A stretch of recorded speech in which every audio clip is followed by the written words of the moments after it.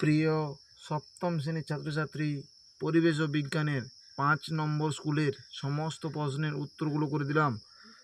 5 নম্বর school physical science. সমতল দর্পণে গঠিত প্রতিবিম্ব সমশীর্ষ সমান। চুম্বকত্বের নিশ্চিত প্রমাণ হলো শুধুমাত্র বিকর্ষণ ধর্ম। আলোক রশ্মি সমতল দর্পণের উপর লম্বভাবে আপতিত হলে প্রতিফলন কোণ 0 ডিগ্রি। কোনটি তড়িৎ প্রবাহে সক্ষম? গ্রাফাইট। রংধনু সৃষ্টির জন্য আলোর কোন ঘটনা দায়ী? বিচ্ছুরণ। ইলেকট্রিক ইস্ত্রিকে গরম হতে যে তার সাহায্য করে তা হলো নাইক্রোম তার। আদিম শক্তির উৎস হলো সূর্য। 2 দাগে প্রাকৃতিক চুম্বক পাথরের নাম হলো ম্যাগনেটাইট। চৌম্বক দৈর্ঘ্য এবং জ্যামিতিক দৈর্ঘ্যের অনুপাত হলো 43:50। আয়নায় বস্তুর প্রতিবিম্ব পার্শ্ব পরিবর্তন হয়। মেরুজ্যোতি বা অরোরা দেখা যায় পৃথিবীর চৌম্বকত্বের কারণে। টর্চের সেলের ভিতরে থাকে রাসায়নিক পদার্থ, এই সেলকে বলা হয় প্রাইমারি সেল। সৌরশক্তিকে উদ্ভিদের রাসায়নিক শক্তিতে রূপান্তরিত করে। 3 দাগে ইলেকট্রিক বাল্বের ফিলামেন্ট তৈরি করতে কোন ধাতু ব্যবহার করা হয়? টাংস্টেন। একটি অপ্রচলিত পরিবেশবান্ধব শক্তির উৎস হলো সৌরশক্তি। চুম্বকের ক্ষেত্রে আকর্ষণ পূর্বে কোন ঘটনা লক্ষ্য করা যায়? আবেশ লক্ষ্য করা যায়। তুমি সমতল দর্পণ থেকে 5 মিটার দূরে দাঁড়িয়ে আছো, তোমার প্রতিবিম্ব তোমার থেকে কত মিটার দূরে হবে? 10 মিটার। সূর্য থেকে আগত আলোক রশ্মিগুচ্ছ কিরূপ? সমান্তরাল।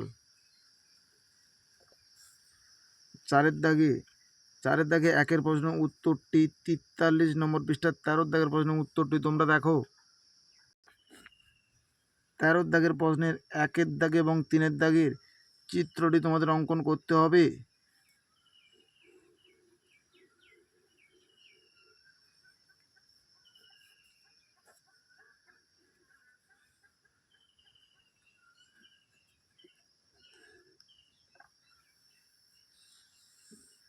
দুয়ের দাগের প্রশ্নের উত্তরটি খাতায় করে দিলাম, তোমরা দেখো। 2 দাগের প্রশ্নের উত্তরটি খাতায় করে দিলাম, তোমরা দেখো। প্রতিফলন কোণ সমান 30 ডিগ্রি।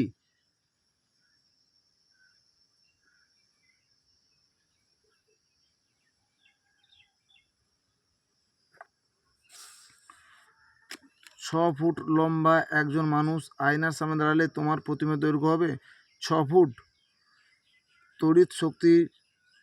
তড়িৎ চুম্বকের শক্তি বৃদ্ধি করার 2টি উপায়। 101 নম্বর পৃষ্ঠায় 4 দাগের প্রশ্নের উত্তরটি তোমরা দেখো। তড়িৎ চুম্বকের শক্তি কি কি উপায়ে বাড়ানো যায়? 2 পাঠের প্রশ্নের উত্তরটি তোমাদের লিখতে হবে।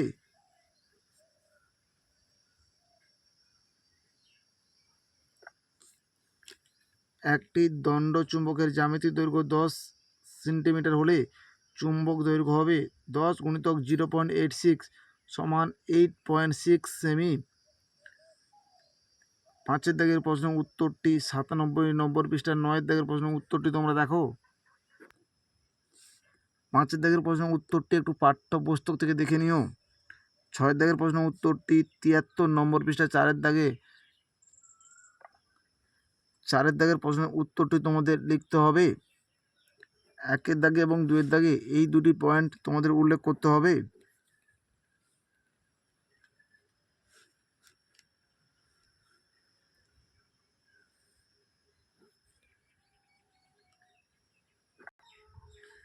Life science. পরাগ মিলনের সময় পরাগ রেণু স্থানান্তর হয় গর্ভমুণ্ডে। কোন পাতায় সৃষ্ট মূল বংশবিস্তারে সাহায্য করে? পাথরকুচি। ফুলের কোন অংশটি ফলে রূপান্তরিত হয়? গর্ভাশয়। গুচ্ছমূল দেখা যায় ধান গাছে। মূলের ডগায় উপস্থিত টুপির মতো অংশকে বলা হয় মূলত্র। 2 দাগে উষ্ণতা বৃদ্ধিতে ব্যাপনের হার বৃদ্ধি পায়। অতিরিক্ত বাষ্পমোচনে বাধা সৃষ্টি করে ফণিমনসা পাতা। তেঁতুল পাতার ফলক যৌগিক পত্র উদাহরণ। বাঁশ, কলা, পাম প্রভৃতি গাছের কাণ্ডের ভূমিকা হলো বংশবৃদ্ধি করা। সেপটিক ট্যাঙ্কের বিষাক্ত গ্যাস হলো H2S, হাইড্রোজেন সালফাইড। 3 দাগে একটি রূপান্তরিত মৃদগত কাণ্ডের উদাহরণ হলো আলু। আমের রসালো ও শাঁসযুক্ত অংশ আমরা খেয়ে থাকি, একে বলি মধ্যত্বক। কুমড়ো ফুলে কী রকম পরাগযোগ লক্ষ্য করা যায়? ইতর পরাগযোগ লক্ষ্য করা যায়। পেঁয়াজ কাটার সময় চোখে জ্বালা করে, এটি কোন ঘটনার ফলশ্রুতি? ব্যাপন ঘটনার ফলশ্রুতি। গাছের মূলদ্রমের মাধ্যমে মাটি থেকে জল শোষণ, এই কোন ঘটনার উদাহরণ? অভিস্রবণ ঘটনার উদাহরণ। চারের দাগে মৃদবর্তী অঙ্কুরোদ্গম বলতে কি বোঝো? উদাহরণ দাও। 320 নম্বর পৃষ্ঠা 2-এর পাঠের প্রশ্নের উত্তরটি তোমরা দেখো। মৃদবর্তী বা মৃদগত অঙ্কুরোদ্গম কাকে বলে? উদাহরণ।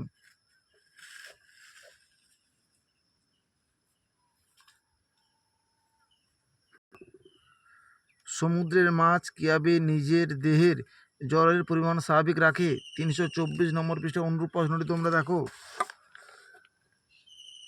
পুকুর বা নদীর মাছ কিভাবে নিজেদের দেহে জলের পরিমাণ স্বাভাবিক রাখে?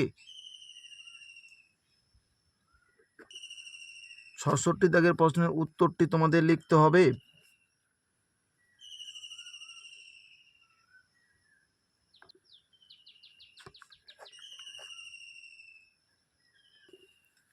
হাইপোটনিক দ্রবণ বলতে কি বোঝো? এক্ষেত্রে কোষে কোন ঘটনা লক্ষ্য করা যায়? 334 নম্বর পৃষ্ঠা 51 দাগের প্রশ্নের উত্তরটি তোমরা দেখো। হাইপারটনিক দ্রবণ বলতে কি বোঝো?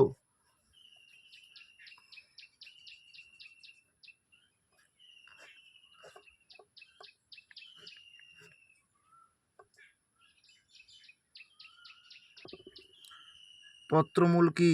এর কাজ কি? 308 নম্বর পৃষ্ঠা 1-এর পাঠের প্রশ্নের উত্তরটি তোমরা দেখো। পত্রমূল কাজ, এই কাজটি তোমাদের উল্লেখ করতে হবে।